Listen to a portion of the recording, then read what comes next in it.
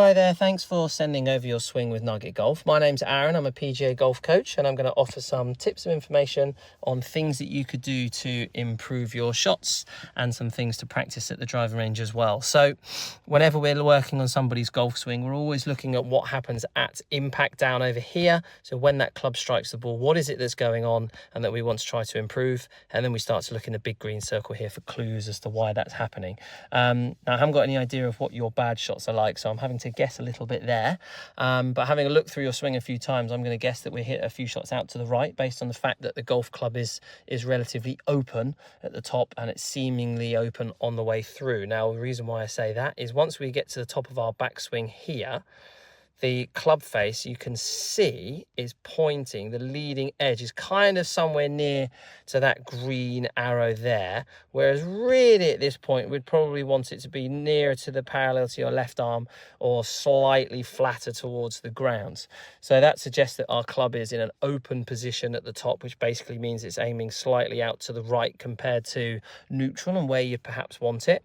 And it's got nothing to do with how you move your left wrist, because that's really lovely and flat. So I definitely wouldn't want you altering that. So it's going to be telling me that our grip is slightly weak, and it certainly looks a little bit weak as I'm looking at this image here. So a weak grip basically means that either or both of our hands are too far round on the left hand side of the club as we peer down. So you can't see enough knuckles with your left hand, and you can see too many knuckles with your right hand. So the more that we turn your hands around to the right hand side, i.e. more knuckles on your left and more fingernails, so fewer knuckles on your right hand side, then the more that club face is going to remain closed as we swing backwards and hopefully a little bit more neutral, and therefore we should avoid any bad shots that we are leaking out to the right and hit straight a golf shot. So I'd certainly want you to have a look at that.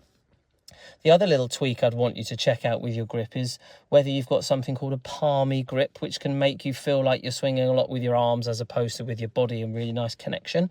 So a palmy grip is if you were to open up your left hand. So if you were to imagine you just took your right hand off and you opened up your left hand, what we'd want to find is that the club, the side of the grip is running across the top of your left forefinger, so the sort of meaty bit at the top of your left finger, and then about halfway up the side of your hand, so where your little finger starts and where your wrist begins.